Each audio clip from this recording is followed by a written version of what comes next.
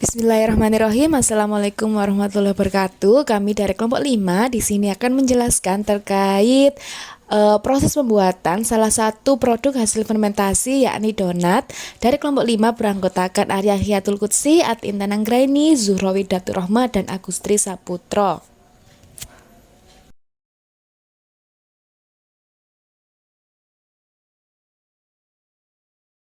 Salah satu contoh produk hasil fermentasi adalah donat yang sejenis cake mini ataupun kue kering dengan bentuk yang khas, yaitu berlubang di bagian tengah seperti cincin dan berbentuk bulat jika diisi sesuatu. Donat memiliki bentuk bulat dan berlubang di bagian tengah karena bertujuan untuk membantu penyebaran panas ketika dipanggang ataupun digoreng. Lubang di tengah pada donat akan mencegah keadaan di mana adonan di luar lebih dulu matang sementara pada bagian dalamnya masih mentah. Dalam proses pembuatan donat melibatkan salah satu mikroba yakni jenis hamir Saccharomyces cerevisiae yang merupakan hamir yang paling umum digunakan pada pembuatan roti dan donat. Hamir ini sangat mudah ditumbuhkan, membutuhkan nutrisi yang sederhana untuk pertumbuhannya, memiliki laju pertumbuhan yang cepat, sangat stabil dan aman digunakan. Maka dari itu, Saccharomyces cerevisiae lebih banyak digunakan dalam pembuatan roti dibandingkan dengan jenis hamir lainnya. Di pasaran, Saccharomyces cerevisiae ini disebut dengan ragi. Untuk peralatan yang digunakan dalam pembuatan donat adalah sebagai berikut. Dalam pembuatan kali ini kami menggunakan tepung terigu sebanyak 250 gram. Tepung terigu merupakan bahan dasar dari pembuatan donat itu sendiri. Tepung terigu berfungsi untuk membentuk struktur donat sebagai sumber protein dan karbohidrat. Selain tepung terigu sebagai sumber karbohidrat, di sini kami juga menggunakan kentang rebus sebanyak 100 gram. Untuk ragi, di sini kami menggunakan 6 gram, yang mana fungsi ragi itu sendiri adalah sebagai Saccharomyces cerevisiae atau yeast untuk proses aerasi adonan dengan mengubah gula menjadi karbon dioksida sehingga mematangkan dan mengempukkan gluten dalam adonan. Kemudian gula, kami di sini menggunakan 50 gram gula. Fungsi gula dalam pembuatan donat yakni memberikan warna kulit, memperpanjang umur roti yakni sebagai bahan pengawet alami dan membuat tekstur roti menjadi lebih empuk. Selain itu, fungsi gula juga sebagai sumber nutrisi untuk proses fermentasi yang dilakukan oleh ragi atau yeast Saccharomyces cerevisiae. Adalah butter. Kami di sini menggunakan 35 gram, yakni fungsi butter itu sendiri adalah untuk menimbulkan rasa gurih, menambahkan aroma pada donat dan menghasilkan tekstur donat yang renyah. Untuk garam, di sini kami menggunakan sebanyak setengah sendok teh.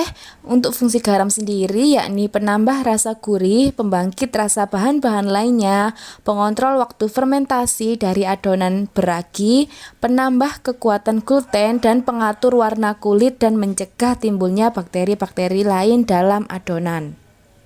Untuk bahan-bahan selanjutnya adalah susu. Di sini kami menggunakan 2 susu, yakni susu bubuk sebanyak 25 gram dan susu cair sebanyak 50 ml.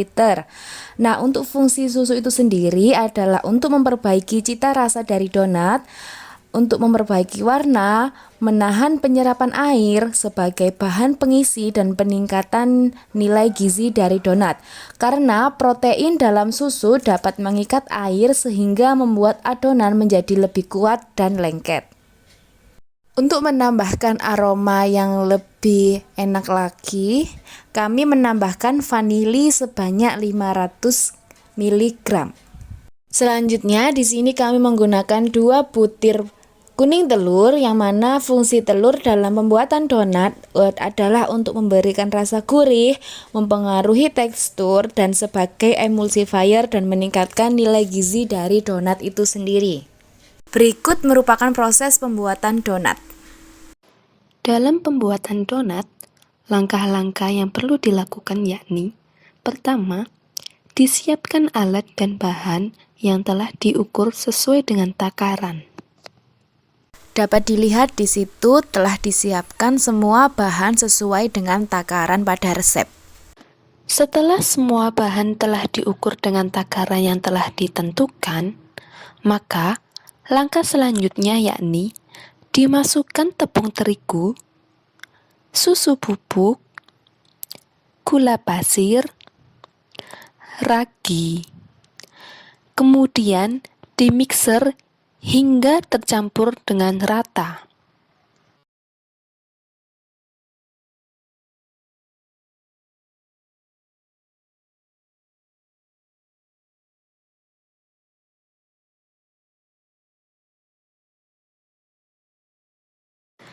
Setelah semua bahan kering telah tercampur rata, maka langkah selanjutnya yakni dimasukkan kentang rebus yang telah dihaluskan.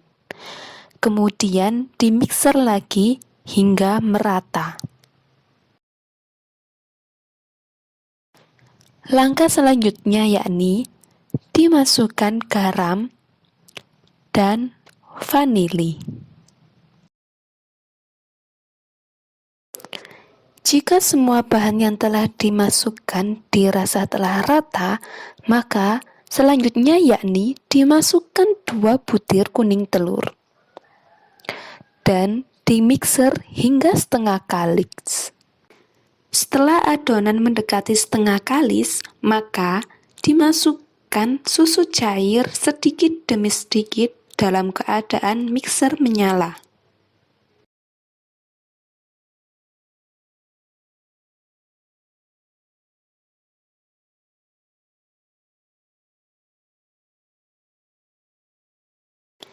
Langkah selanjutnya yakni diberikan butter pada adonan yang kalis.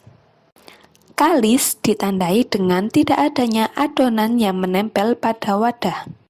Langkah ini bertujuan agar adonan mendapatkan tekstur kalis yang sempurna. Jika adonan telah kalis dengan sempurna yang ditandai dengan adanya sifat yang elastis dan ekstensi ini, maka dilanjutkan dengan proses fermentasi.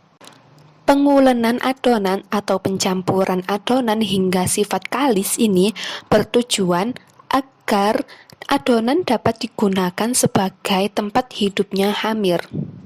Jika hamir sudah berhasil hidup dalam adonan, maka proses fermentasi akan berlangsung dengan maksimal. Proses fermentasi ini bersifat fermentasi anaerob, di mana fermentasi ini akan menghasilkan karbon dioksida yang akan terperangkap dalam lapisan film gluten yang bersifat impermeable. Gas yang dihasilkan akan berdekatan dengan lapisan yang bersifat elastis dan ekstensi atau yang bersifat kalis tadi, sehingga akan mengakibatkan adanya pertambahan volume dalam adonan atau yang disebut dengan pengembangan adonan. Proses fermentasi adonan ditandai dengan adanya gas karbon dioksida yang menguap pada plastik wrap.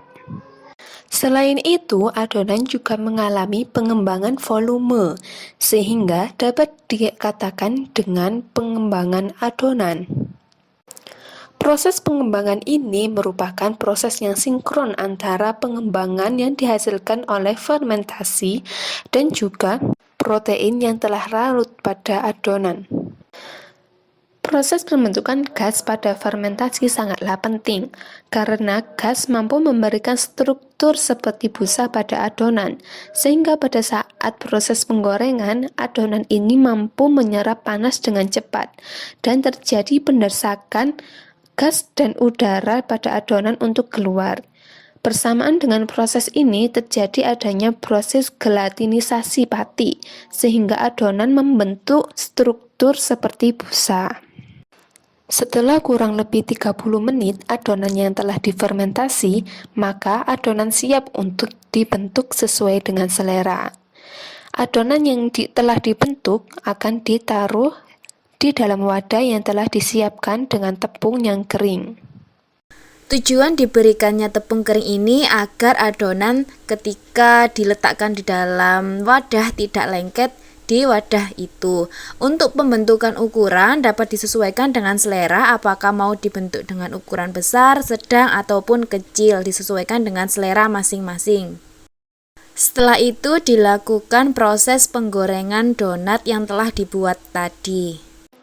Setelah semua adonan donat telah digoreng, maka langkah selanjutnya yakni pemberian topping sesuai dengan selera. Setelah itu, donat telah siap untuk disajikan. Baik, itu tadi merupakan video proses pembuatan donat. Sekian dari kelompok kami. Semoga bermanfaat. Thanks for watching. Wassalamualaikum warahmatullahi wabarakatuh.